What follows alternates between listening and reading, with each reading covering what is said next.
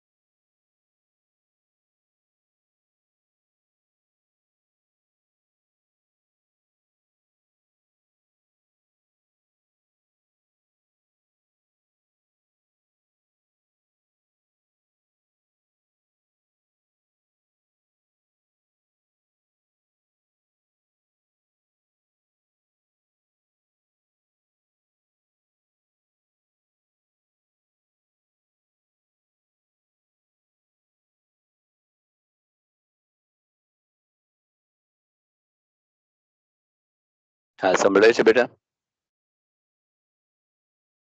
સંભળાય છે? હા સર.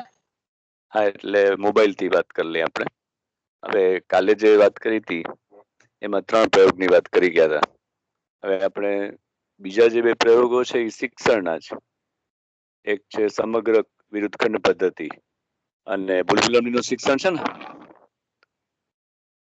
બરોબર ને? ભૂલભુલમણી છે ને 5મો પ્રયોગ. હેલો. હા હા સર. બરોબર. નહીં, ચોથો છે. હા, તો કાંઈ વાંધો નહીં.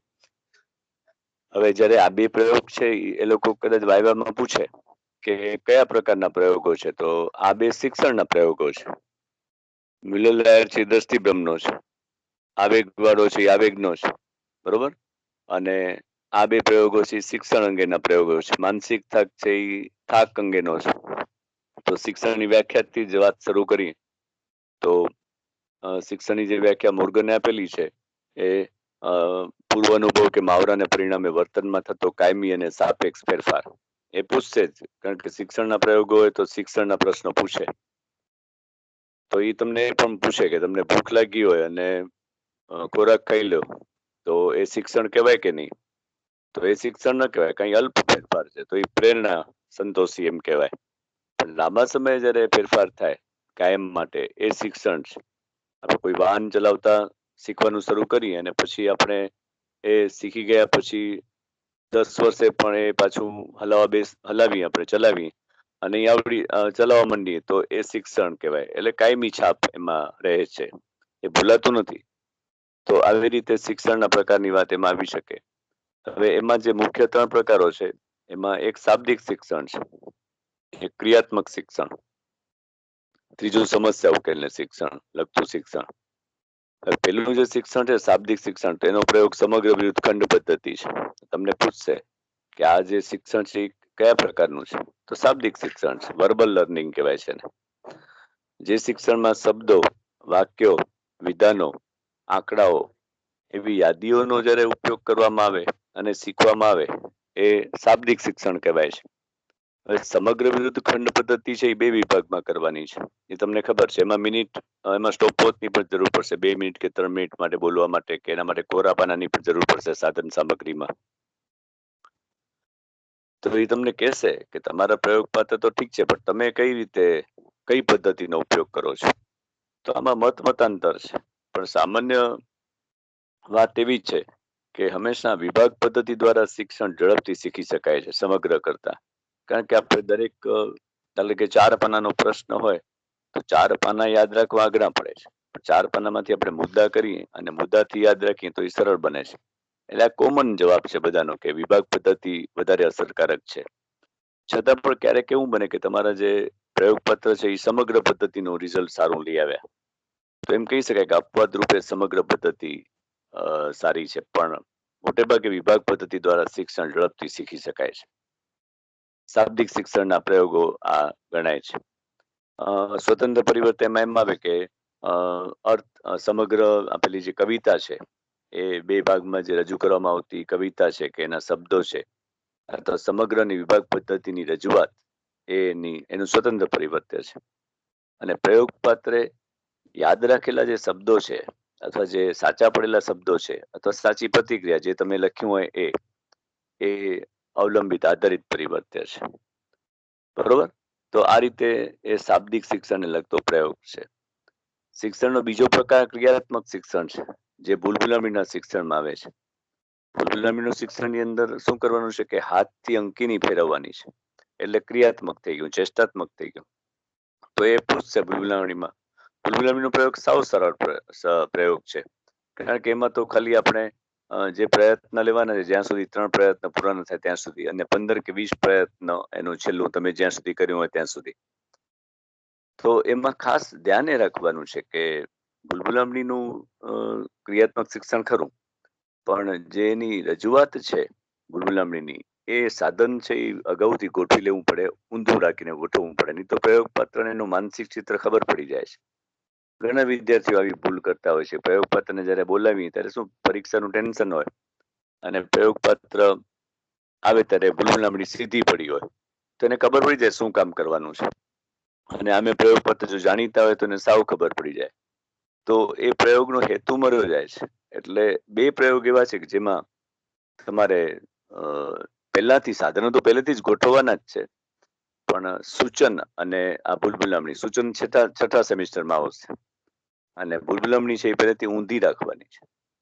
હવે આની અંદર નિયંત્રણ શું છે, તો આપણે ખબર છે કે એક તો ભૂલભુલામણી ઊંધી રાખવાની, બીજું પ્રયોગ પાત્રને સૂચના જ્યારે આપો ત્યારે પાટો નથી બાંધવાનો, પણ જ્યારે સૂચના અપાઈ જાય પછી પાટો બાંધવાનો છે, પછી ભૂલભુલામણી સીધી કરવાની છે. ઘણા વિદ્યાર્થીઓ સૂચના વખતે પાટો બાંધે છે, તો એ ભૂલ છે. સૂચના વખતે જો પાટો બાંધશું તો પ્રયોગ જ્યારે શરૂ કરશું ત્યારે એને આંખો એકદમ ખેંચાઈ જશે, પાટો ઢીલો પડી જાય, ચશ્મામાં મજા ના આવે. એટલે આ બધી નાની નાની બાબતો તમને સરે કહી પણ હશે, પણ મૂળ વાત એ છે કે ભૂલભુલામણીના શિક્ષણમાં પ્રયોગ શરૂ કરીએ ત્યારે પાટો બાંધવાનો અને પછી એ સીધી કરવાની છે. હવે મોટે ભાગે 14 અંધગલી વાળી ભૂલભુલામણી હોય છે. હવે અંધગલી એટલે શું, તો આપણે એ ખબર છે કે જ્યાં રસ્તાઓ આગળ જતા બંધ થઈ જાય એ અંધગલી છે. એક જ માર્ગ એવો છે કે જે સાચો માર્ગ છે, જે ખોરાક સુધી પહોંચે છે, અથવા તો ધ્યેય. હવે આપણી પાસે જે અંકિની છે એ સાદી અંકિની છે. એમ કે અંકિનીના પ્રકાર કેટલા છે, તો 2 પ્રકાર છે, સાદી અંકિની અને ઇલેક્ટ્રિક અંકિની. ઇલેક્ટ્રિક અંકિની આપણે ધ્યાન વિભાજન, દર્પણાલેખન એવા સાધનોમાં આપણે ઇલેક્ટ્રિક અંકિની ઉપયોગ કરીએ છીએ, પણ અહીંયા આપણે સાદી અંકિનીનો ઉપયોગ કરીએ છીએ.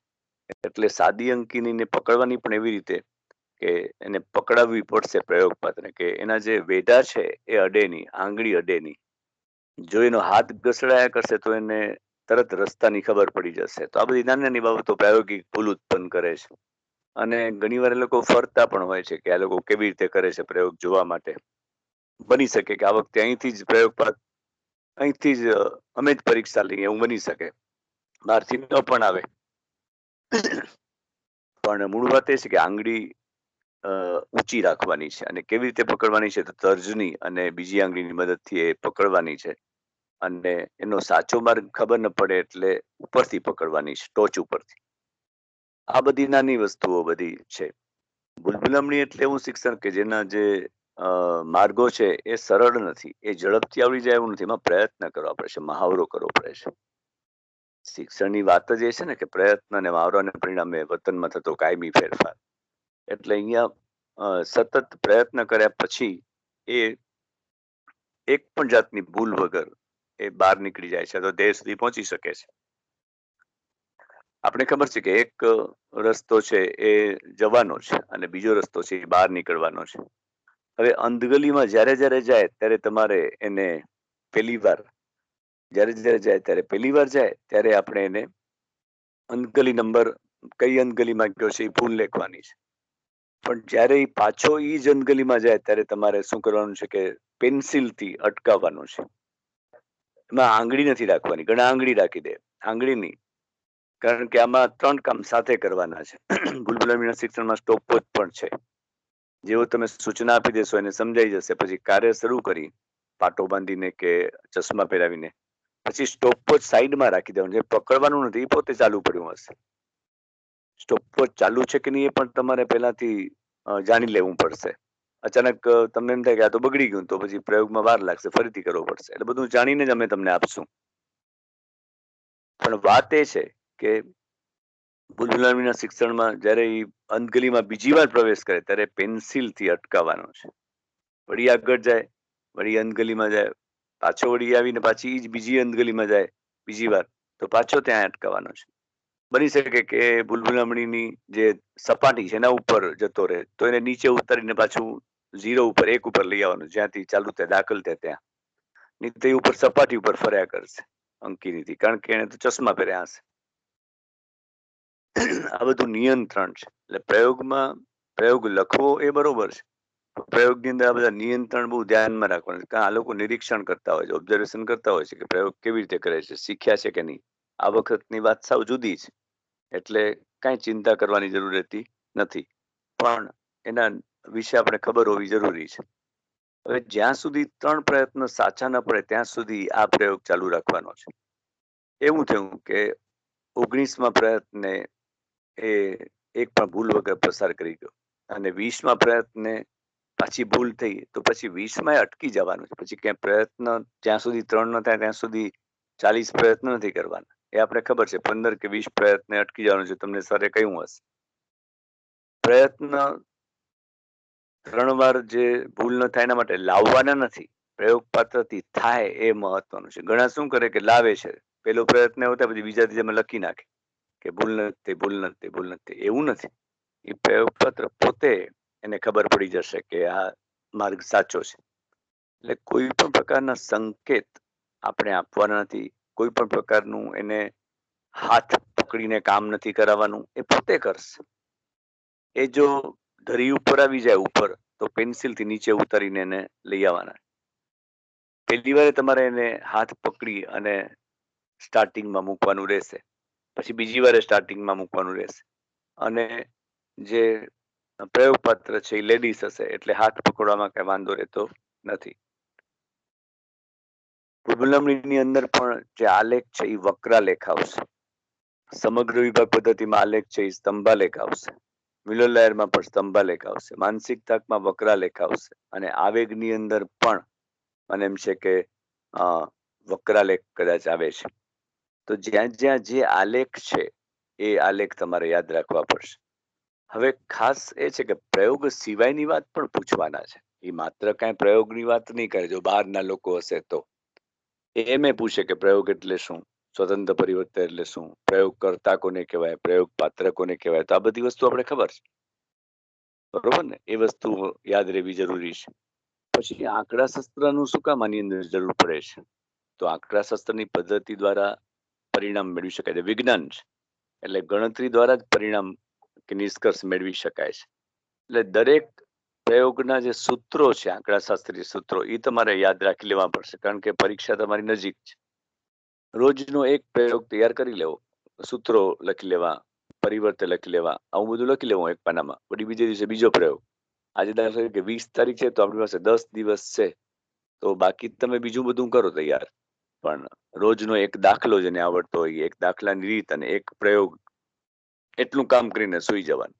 દાખલો અને પ્રયોગની વાત રાત્રે કરવાની. એટલે શું છે કે તમને ઊંઘ આવતી હોય તો ઉડી જાય, બાકી આખો દિવસ તમારે બીજું વાંચવાનું. કમનસીબે છે કે હજી 23 તારીખે આપણું શરૂ થાય છે, એટલે ત્યારે આપણે રૂબરૂ મળી શકાશે. ત્યાં સુધી આપણે જે રૂબરૂ મળી શકશું નહીં. પણ મૂળ વાત એ છે કે પ્રેક્ટિસ તમારે કર્યા કરવી પડશે. જેને દાખલાઓ બધા આવડે છે એ પ્રેક્ટિસ કરતા જ, જેને કાંઈ જ નથી આવડતું એને હું શીખવી દઈશ. પણ એ ટાઈમે આપણે બધાએ સરને પૂછીને આવવાનું થશે, બરોબર? ભૂલભુલામણીની જ્યારે પૂરી થઈ જાય, પ્રયોગ પૂરો થઈ જાય પછી આંતરનિરીક્ષણ અહેવાલ લેવાનો છે. સોરી, ભૂલભુલામણીનો પ્રયોગ પૂરો થઈ જાય પછી માનસિક ચિત્ર દોરાવાનું છે એની પાસે. માનસિક ચિત્ર છે એ આંખ એ જોઈને દોરશે. ત્યારે ભૂલભુલામણી ઊંધી કરી નાખવાની છે, ચશ્મા ઉતારી દેવાના છે, અને પછી એને માનસિક ચિત્ર માટે એક કોરો કાગળ આપવાનો છે જેમાં એ માનસિક ચિત્ર દોરી શકે. એ માનસિક ચિત્ર દોરી લે પછી આંતરનિરીક્ષણ અહેવાલના પ્રશ્નો લેવાના છે, અને પછી આંતરનિરીક્ષણ અહેવાલના પ્રશ્નો લીધા પછી તમારે ભૂલભુલામણી ચપટી કરીને બતાવવાની છે, સીધી કરીને, કે ભાઈ આ ભૂલભુલામણી છે. એટલે એને ખ્યાલ આવે કે હો ભૂલભુલામણી આવી છે. ત્યાં સુધી એને ખબર જ ન પડવી જોઈએ. તમે પ્રયોગ કર્યો ને ભૂલભુલામણી સીધી કરી નાખશો અને પછી કહો માનસિક ચિત્ર દોરો, તો જોઈને દોરી લેશે. એમ નથી. પ્રયોગ પૂરો થઈ જાય પછી પાછી ભૂલભુલામણી ઊંધી કરી નાખવાની, ચશ્મા ઉતારી લેવાના, કારણ કે ચશ્મામાં દેખાશે નહીં એને. ચશ્મા ઉતારી લેવાના, પછી કાગળ અને પેન્સિલથી માનસિક ચિત્ર દોરાવી લેવાનું. એ માનસિક ચિત્ર આપણે આપણી ઉત્તરવહી સાથે જોઈન્ટ કરવાનું છે. માનસિક ચિત્ર આડું અવળું ગમે તેવું હું દોર્યું, એમાં કે ફૂટપટ્ટીથી દોરવાની જરૂર નથી. એને જે આવડું એ દોરશે, એ દોરી લે એટલે સીધું સૂચના તમારે પેલી આંતરનિરીક્ષણ અહેવાલો લઈ લેવાના, અને જ્યારે જાય ત્યારે એને પછી ભૂલભુલામણી સીધી બતાવવાની. એને કહેવાનું કે આ અંધગલી હતી અને આ એનો સાચો રસ્તો છે, એક જ રસ્તો સાચો છે. તો આ રીતે આખું ભૂલભુલામણીનું પ્રયોગ થઈ શકે છે. અને દરેક જે પ્રયોગ છે એની અંદર તમે પાયલોટ સ્ટડી કરાવી શકો છો. તમે એને એકવાર પ્રયત્ન કરાવી શકો છો કેમ કરવું, પણ એની આંખ બંધ હોવી જોઈએ આમાં, અને બીજામાં તમારે એને કરી બતાવવાનું કે આ રીતે કામ કરવાનું છે. પણ બધા પ્રયત્નો તમારે નથી કરવાના, એક પ્રયત્ન કરાવી શકો છો. પણ એની આંખ આ પ્રયોગમાં તો ખાસ ધ્યાન રાખવાનું કે એને પાયલોટ કરવું હોય, પાયલોટ સ્ટડી, કે એને એક પ્રયત્ન કરાવવો હોય તો એમાં તમારે એને આંખ બંધ કરીને કરાવવું પડશે. એને ખાલી હાથ જ ફેરવવાનો રહેશે, એટલું કરવું પડશે. બાકી સરે જે તમને સૂચના આપી છે બધી સૂચનાઓ દ્વારા જ પ્રયોગ કરજો, બરોબર? સ્ટોપવોચ ભૂલભુલામણીમાં પણ છે, સમગ્ર વિરુદ્ધ ખંડ પદ્ધતિમાં પણ છે. બસ આ બે પ્રયોગો એવા છે કે જેમાં સ્ટોપવોચ છે. કદાચ મને એમ છે કે આવેગમાં એમાં સ્ટોપવોચ છે નહીં. તમારે ખાલી ઘડિયાળથી જોઈ લેવાનું કે કેટલા સમયમાં જવાબ આપે છે. મિલર લાયરમાં તો સાવ જ નથી. અને માનસિક થાકમાં સ્ટોપવોચ છે, 2-2 મિનિટનો જે આપણે ટાઈમ લેવાનો છે એમાં. એટલે ખાસ આ રીતે પ્રયોગોનું કામ કરવાનું છે, કોઈ પણ જાતની ચિંતા વગર. હવે તમને કાંઈ એવું હોય કે કાંઈ પૂછવા જેવું છે કે નહીં? જ્યારે પરીક્ષામાં આવો ત્યારે માસ્ક ખાસ પહેરજો. અત્યારે માસ્ક ખાસ પહેરી લેજો. જ્યારે તમે પરીક્ષામાં આવો ત્યારે માસ્ક, સેનિટાઈઝર આ બધું લઈને આવવાનું છે, એટલે જેથી શું પરીક્ષામાં ચિંતા ન રહે.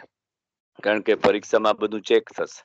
હા, પરીક્ષા અઠવાડિયા પછી જ છે, તો માસ્ક પહેરવાનો, સેનિટાઈઝર લઈ આવવાનું, આ બધી વસ્તુ. અને બીજું કઈ વધારાની વસ્તુ લઈ જ નથી આવવાની, ખાલી પર્સ લઈને જ આવવાનું છે. એટલે તમે સીધા એમાં દાખલ થઈ શકો. પ્રેક્ટિકલની પરીક્ષા કદાચ પહેલા પણ હોય, પછી પણ હોય, પણ એ પછીની વાત છે, બરોબર છે? હવે તમને કઈ પૂછવું છે? હા બેટા, તમારે કઈ પૂછવાનું છે? ના સર. પ્રયોગ વિશેની ખબર પડી ગઈ બધી? આપણે જેવું રેગ્યુલર ભણવાનું નક્કી થશે શિક્ષણની ગાઈડલાઈન પ્રમાણે 23 તારીખ કે છે તો 15 વિદ્યાર્થીઓ, તો આપણે તો 15 તો આરામથી થઈ જશે. પણ ગાઈડલાઈન પ્રમાણે આપણે કામ કરવાનું થશે તો તમારે ભલે ને પરીક્ષા 1 ડિસેમ્બરે હોય, પણ આપણે જે 5-6 દિવસ 8 દિવસ મળે એમાં આપણે સ્ટેટિસ્ટિક્સ આખું અને પ્રેક્ટિકલ રિવિઝન કરી જશું. અને બાકીના પ્રશ્નો છે એ તમે ઘરે જે મેં તમને તૈયાર કરાવેલા છે એ તમારે તૈયાર કરવાના છે, લખવાના છે કે તમારી રીતે કરજો. એસાઇનમેન્ટ, સેમિનાર એ બધાની કઈ ચિંતા કરવાની, ઇન્ટરનલની તમારે ચિંતા કરવાની જરૂર નથી, કારણ કે એસાઇનમેન્ટ અને સેમિનારમાં માર્ક્સ મેં સરખા મૂકેલા છે. સેમિનાર એસાઇનમેન્ટ જ છે, સેમિનાર છે જ નહીં. માત્ર હાજરી ઉપર ધ્યાન એટલે આપ્યું છે કે માઇક્રોસોફ્ટ ટીમમાં હાજરી જાય છે. માઇક્રોસોફ્ટ ટીમમાં છે ને તે